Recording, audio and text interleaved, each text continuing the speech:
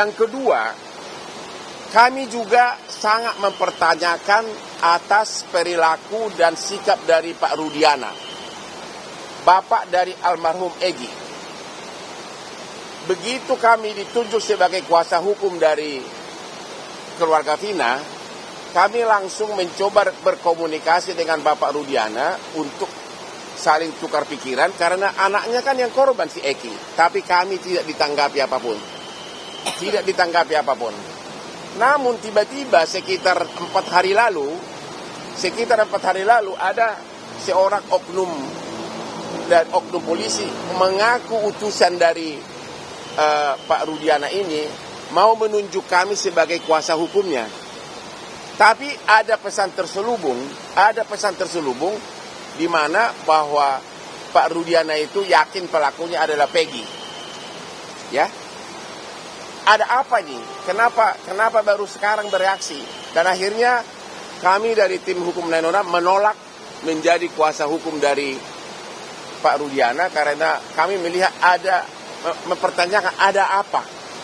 Padahal dialah yang dari awal mengikuti kasus ini. Dialah dilaporkan peristiwa ini oleh saksi-saksi. Dan juga kenapa dia diam selama ini? Kenapa baru sekarang? Sehingga seolah-olah targetnya yang penting Peggy dihukum selesai, kasus ini selesai, rakyat puas. Dan itu tidak mungkin. Itulah inti dari konferensi pers ini.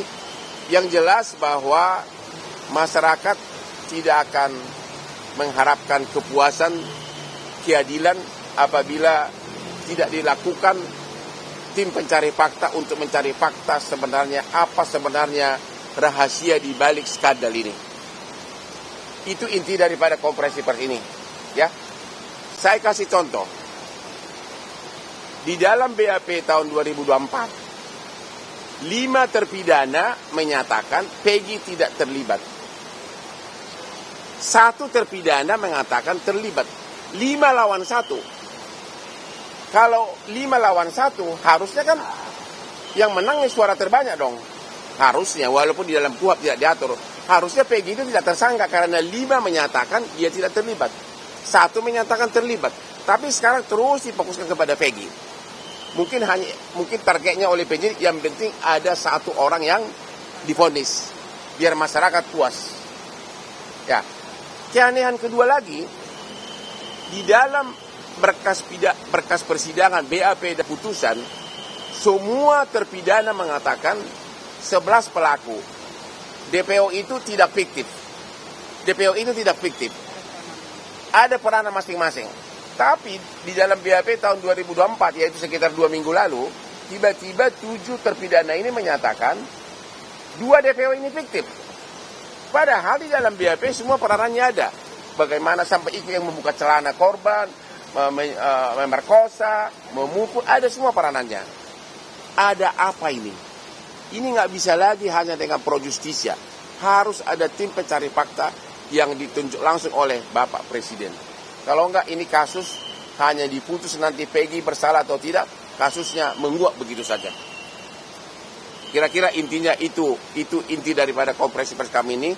Karena sekali lagi, yang ketiga ada yang medsos comber atau medsos ada kayak sakit jiwa yang mengatakan seolah-olah tim Hotman 991 itu sudah agak mulai melemah, seolah-olah gara-gara ini terkait kasus narkoba, seolah-olah gara-gara Hotman dulu pengacaranya Teddy Minahasa. Itu jelas-jelas orang-orang yang sakit jiwa itu mengatakan itu di TikTok. Karena apa?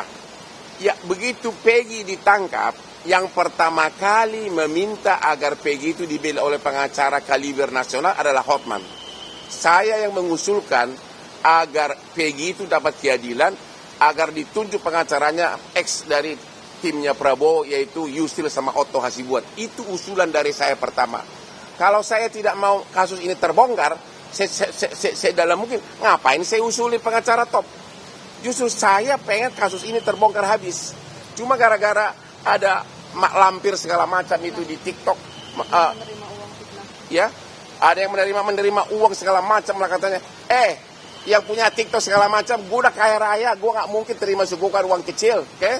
Gue lebih kaya dari bupati yang kau maksud, nggak mungkin saya terima uang, ya? Gue lebih kaya dari bupati-bupatinya, ya? Saya benar-benar, sekarang ini udah 2 nih fakta bahwa kami benar-benar ingin kasus ini terbuka. Hotman lah yang pertama meminta agar Otto Hasibuan dan Yusril menjadi pengacara Peggy agar berani di persidangan, agar kasus ini terungkap. Kalau memang saya membelok, saya nggak mungkin mengusulkan pengacara top.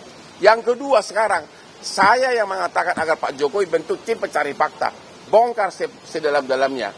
Kalau hanya formalitas pro justisia, ini hanya akan mengarah kepada Peggy dan kasus ini apa yang terjadi akan tertutup selama-lamanya. Oke? Jadi sekali lagi saya somasi kepada orang yang TikTok dan segala macam agar TikTok murahannya ditutup, ya.